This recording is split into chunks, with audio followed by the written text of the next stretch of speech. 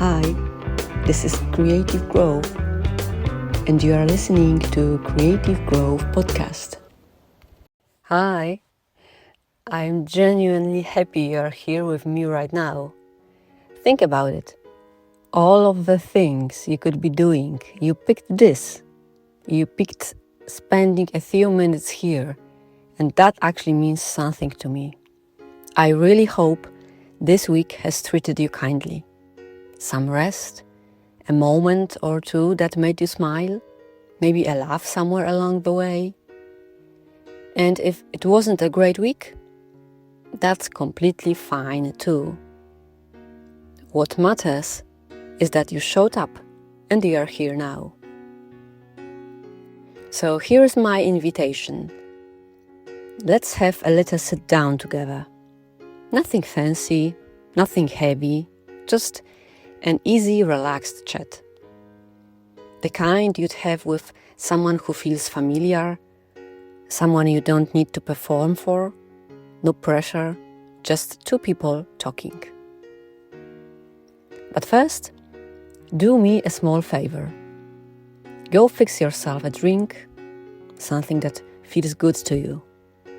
Coffee if you need a boost, tea if you are craving something soothing, lemon water, juice, whatever hits the spot today. Light a candle. You can lay down, close your eyes and relax. Take your time. I'm not going anywhere. Now, go get comfy. Whether that's sinking into your favorite armchair, lying back on the bed, curling into the couch, or maybe you're someone who likes background company while you're busy. Washing dishes, folding clothes, taking a walk, cleaning up around the house, all good, honestly. I love that this conversation can just follow you around, wherever your day takes you. No matter how you're tuning in, no matter where you are, I am glad you are here. So let's ease into it. Take a breath and just be together for a bit. Ready? Let's get into it. Think about something for a moment. When is the last time you put yourself first, genuinely first, without guilt creeping in 5 minutes later? Not a bubble bath while you mentally rehearsed tomorrow's to-do list. Not a treat yourself purchase you justify as a reward for being good. I mean, truly choosing yourself, your needs, your rest, your wants, and feeling okay about it.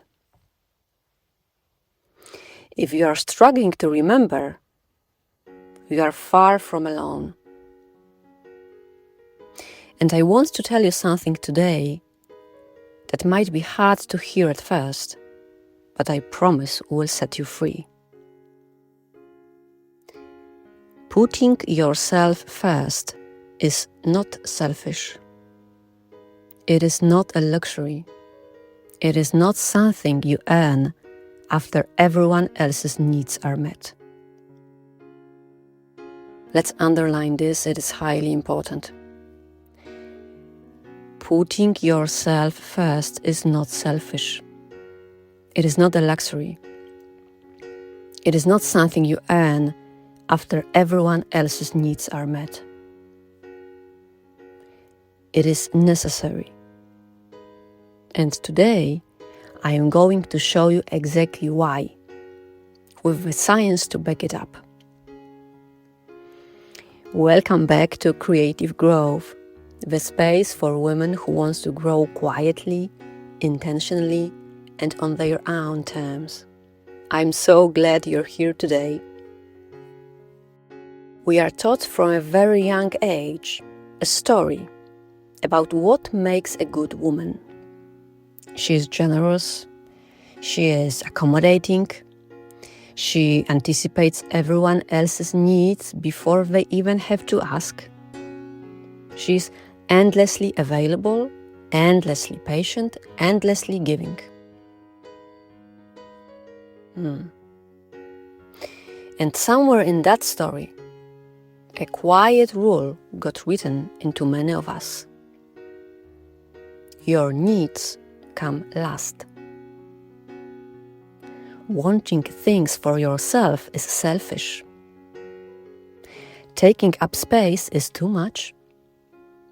Rest is something you earn, not something you are entitled to. Today I want to dismantle that story, not with empty affirmations, but with real psychological research. We are going to look at what actually happens scientifically when women consistently put themselves last. We will meet stories you will likely recognize. And then I will give you 5 practical, doable tools to start putting yourself first, starting today, without guilt, without apology. Let's begin with the science of why this matters so much. Let's start with one of the most well-researched and influential theories in all of psychology. It's called self-determination theory, and it has shaped decades of research into what actually makes human beings thrive. The theory proposes that every human being, regardless of culture, background, or circumstance, has 3 basic psychological needs. Not wants, needs, as essential to our well-being as food or sleep. The first is autonomy. Acting with a full sense of choice and alignment with your own values, rather than constantly responding to external pressure or obligation. The second is competence, the experience of feeling capable, skilled, and effective in the things you do. The third is relatedness, feeling genuinely connected to other people, not performing connection, but actually experiencing it. Decades of research across dozens of countries has confirmed something remarkable. When these 3 needs are satisfied, people experience greater psychological health, vitality, and life satisfaction. And when these needs are frustrated, then they go unmet for long periods. Research links this directly to depressive symptoms, exhaustion, and what scientists call ill-being. Now, here is the part I want you to really sit with. Autonomy. Your sense of choice, of acting from your own values, rather than constant obligation, is not optional. It's not a nice bonus to a good life. It is one of 3 foundational needs your nervous system requires to function well. When you spend years putting yourself last, when your days are built entirely around responding to what others need, want, or expect, your autonomy need goes unmet. Not occasionally, chronically. And the research is clear about what chronic need frustration does. it doesn't just feel bad. It erodes your well-being at a measurable scientific level. So let's say it again, loud. Autonomy is not a nice bonus to a good life. It is one of 3 foundational needs your nervous system requires to function well. It is not a nice bonus. Now, this need for autonomy is universal. It applies to every human being. But here is what I think doesn't get said enough. Women are socialized from a very young age in ways that specifically and persistently work against this need being met. We are taught caretaking before we are taught self-knowledge.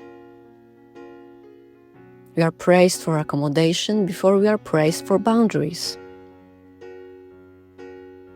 We are told in 1,000 subtle ways across childhood and adulthood that our worth is measured by how well we serve others.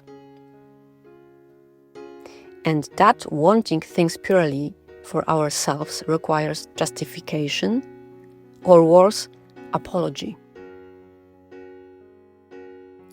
Don't get me wrong, if you want and have a need to serve, that is completely fine. That is your choice. But it is a choice. Yours. But if you are forced to serve by circumstances and do not want to do it, well, that is not fine any longer.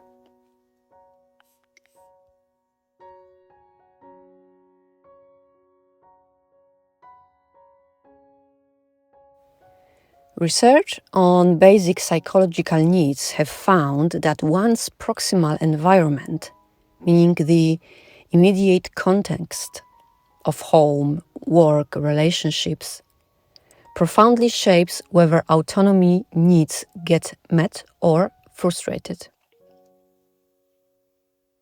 If you have spent years in an environment, whether a family system, a relationship, or a workplace culture, where your autonomy was consistently overridden, your needs deprioritize in favor of everyone else's, your nervous system has been operating in a state of chronic need frustration.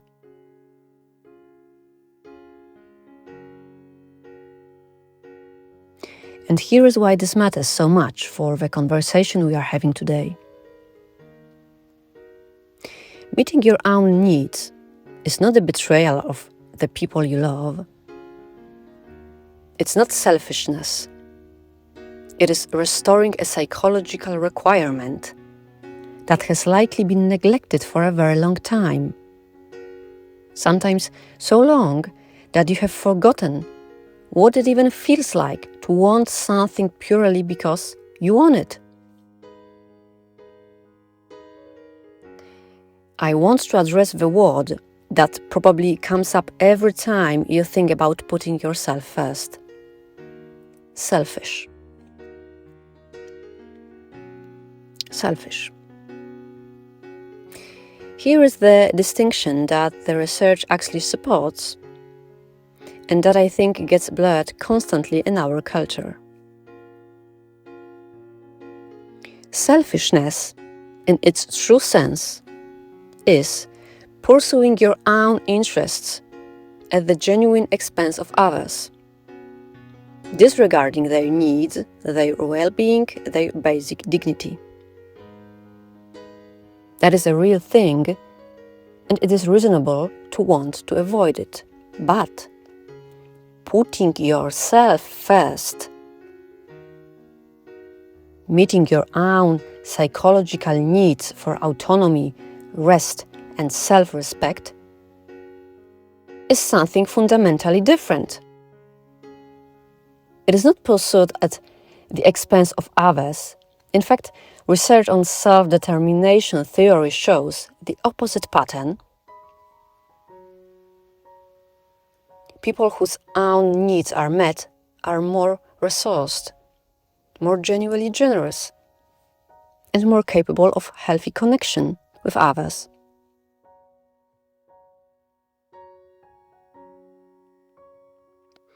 You cannot be reliably loving from an empty well. You cannot offer your most generous, most patient, most present self when your own foundational needs have gone unmet for years. Putting yourself first is not the opposite of caring for others. It is the precondition for doing it well, and for doing it without resentment, without exhaustion, and without slowly disappearing in the process.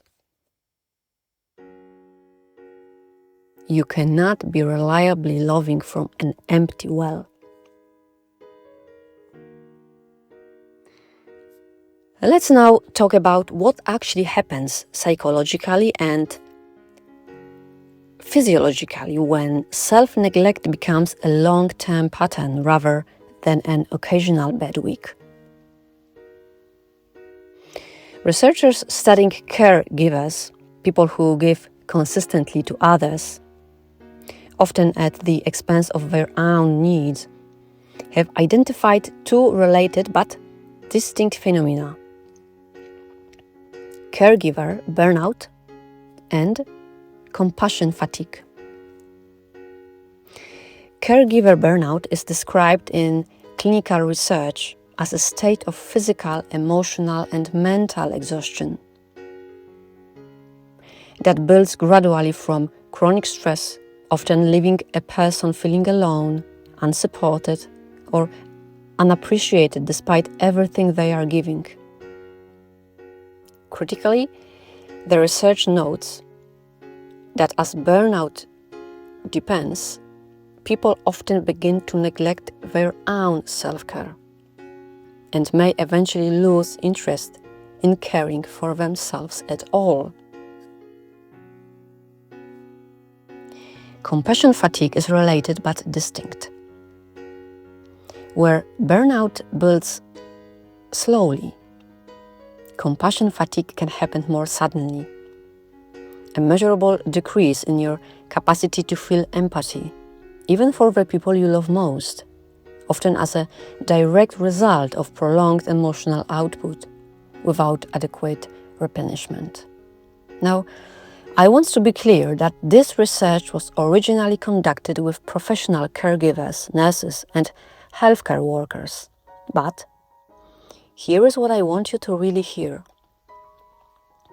The psychological mechanism is identical for any woman who has spent years consistently prioritizing everyone else's needs over her own.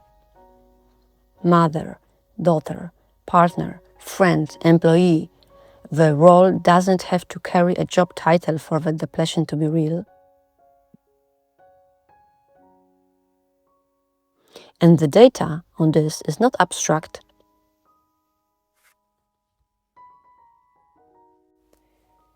A systematic review of compassion fatigue interventions found that self-care and self-compassion practices, alongside emotional regulation skills, were among the most effective protective factors against the kind of depletion, and that consistent self-care wasn't a luxury add-on. It was the actual mechanism of recovery. Here's where the research becomes genuinely hopeful. A 2024 study published in the journal PLOS1 looked specifically at female healthcare workers experiencing compassion fatigue and emotional labor, the exhausting work of managing your own feelings while caring for others. And it found something important. Self-compassion significantly moderated the relationship between compassion fatigue and emotional exhaustion. In plain language, The woman in the study who practiced self-compassion experienced meaningfully less burnout from the exact same caregiving demands as the woman who didn't. This tells us something crucial. The antidote to depression is not simply doing less for others, although boundaries absolutely matter, which we will get to. The antidote is treating yourself consistently with the same warmth, patience, and care you so readily offer everyone else. Putting yourself first is not abandoning your capacity to love and care for others. The research shows it is in fact what sustains that capacity over the long term. A woman who tends to her own needs is not a less devoted mother, partner, or friend. She is one who can keep showing up fully and genuinely for years, rather than burning out in a handful of them.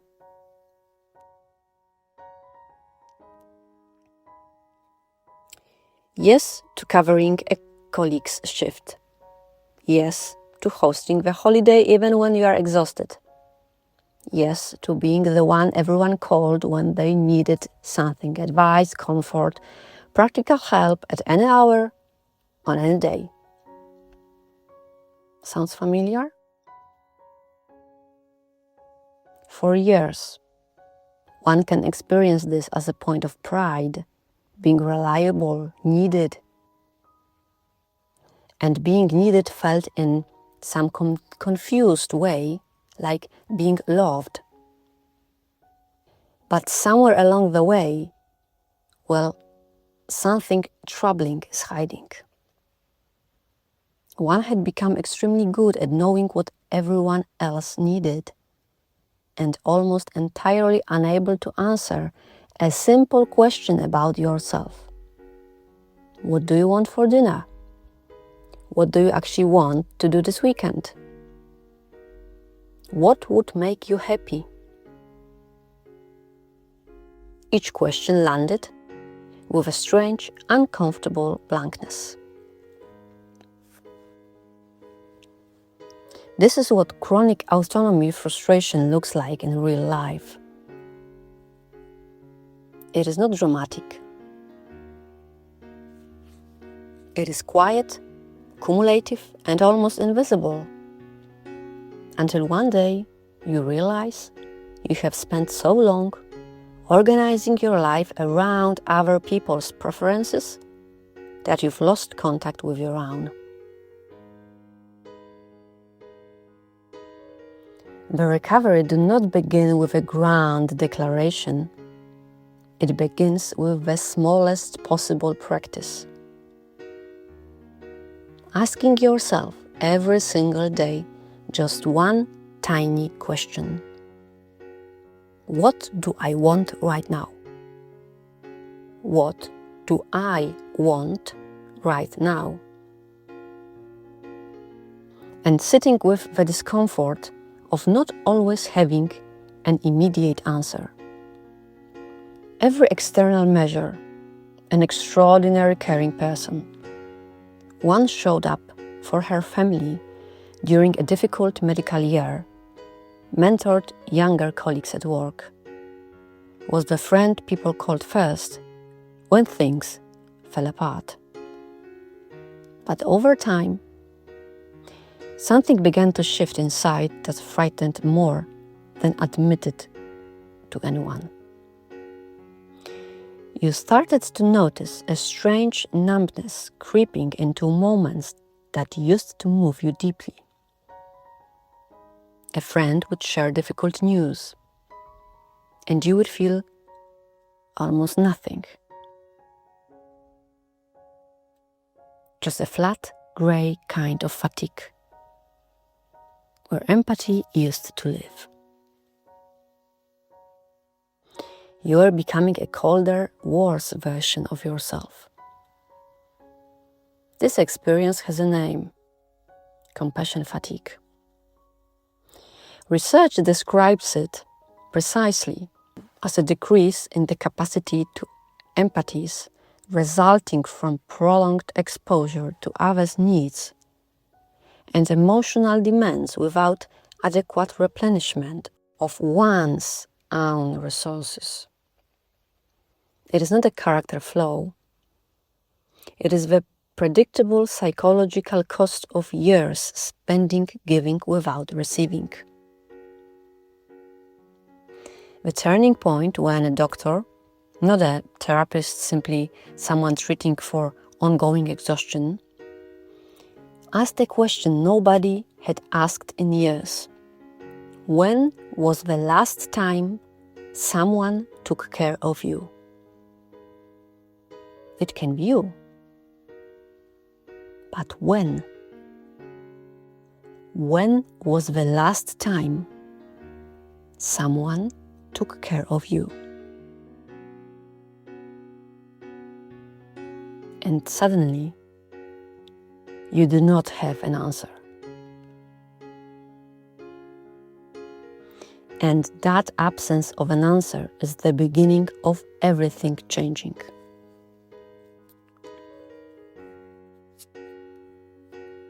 On paper, started putting yourself first. On paper. You'd book a solo trip you'd wanted for years. You've started saying no to social obligations that drained you. You'd begun therapy, finally, after putting it off for a decade. But every single one of these choices came wrapped in a thick layer of guilt. You would lie awake the night before your trip, mentally listing everyone who might be inconvenienced by your absence. You would say no to an invitation and then spend the rest of the day composing apologetic explanations in your head, even though no one had actually asked for one.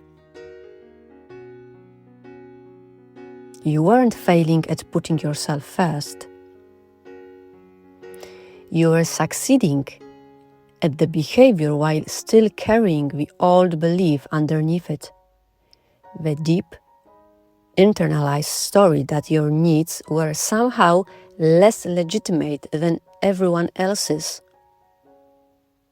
that wanting things for herself, for yourself, required constant justification. This is one of the most common and most overlooked stages of this work. Changing the behavior is often easier than changing the belief that sits beneath it. Your progress wasn't about doing more self-care. It was about slowly, repeatedly practicing the belief that your needs did not require a permission slip from anyone, including yourself. Now, let's have a look at a toolkit. Here are 5 tools. Each one is small enough to start today and substantial enough to genuinely shift the pattern over time. Tool number 1, the daily autonomy check-in. Once a day, morning works well, but any consistent time will do. Ask yourself one simple question. What do I actually want right now? What do I actually want right now? Not what you should want, not what would be easiest for everyone else. What you specifically, genuinely want right now. If you draw a blank, that's completely normal, and it's valuable information, not failure. The blankness itself is the data point. It shows you exactly how much practice this muscle needs. Remember, this directly addresses the autonomy need that self-determination theory identifies as foundational to well-being. You are not being indulgent. You are restoring contact with a basic psychological requirement that has likely been neglected for a long time. Tool number 2, the self-compassion pause. Remember the research we discussed that self-compassion measurably reduced burnout and emotional exhaustion even under identical caregiving demands? This is the practice that operationalizes that finding. The next time you notice yourself depleted, overwhelmed, or quietly resentful, pause and speak to yourself the way you would speak to a close friend in the exact same situation. Not with toughness, not with a peep talk, with genuine warmth. Like, this is hard. You are allowed to be tired, and you are allowed to need something too. This is not a soft optional extra. It is, according to the research, one of the most effective protective mechanisms against the kind of depletion that leads to compassion fatigue and burnout. Tool number 3. Practice one honest no per week. Just one, not a complete life overhaul, one commitment, one request, one obligation, declined honestly, kindly, without an over-explained apology attached. This directly protects the autonomy need we discussed earlier. Every reflexive yes that goes against what you actually want is a small withdrawal from your own psychological resources. One honest no per week is a deliberate, manageable deposit back into that account. Tool number 4. When guilt shows up after you've put yourself first, separate the behavior from the belief. When you notice guilt arriving after a healthy boundary or a genuine act of self-care, pause and ask, is this guilt pointing to something I actually did wrong, or is this an old belief that my needs are less valid than everyone else's? Almost every time for women working through this pattern, it's the second one. Naming that distinction out loud, even just to yourself, starts to loosen the belief's grip over time. Tool number 5. Put yourself on the calendar, literally. Every week, schedule one block of time that exists for no other purpose than your own well-being. Not a task, not an errand disguised as self-care. Genuine time protected with the same seriousness you'd give a work meeting or someone else's important request. This matters because what doesn't get scheduled in a busy life built around others' needs simply doesn't happen. Treating your own time as non-negotiable is a direct, practical expression of everything we've discussed today: autonomy, self-compassion, and the basic truth that your needs are allowed to take up space on your own calendar. Autonomy, competence, connection. They are the foundations of a life that actually works for you and for the people who you love, and for the people who love you. A woman who tends to her own needs is not a lesser caregiver, partner, or friend. She is one capable of showing up fully for years, instead of quietly disappearing in the process. So again, Putting yourself first is not selfish. It is the beginning of being able to give anything at all, sustainably for the rest of your life. And before you go, I want you to do a small thing today. Ask yourself the question from Tool 1. What do I actually want right now? And then come back and tell me in the comments, what did you discover? Did an answer come easily? Or did you draw a blank? There is no wrong answer. Just want to know. All the research mentioned in this episode is linked in the description below, because you deserve to know that what we talked about today isn't just comforting words, it's documented science. If this episode gave you permission you didn't know you were waiting for, please share it with one woman in your life who always puts herself last. She needs to hear this too. Subscribe if you are not already. New episode is coming, always made with you in mind. Until next time, ask yourself what you want. And then let yourself have it. Have a good day and a great week. Bye!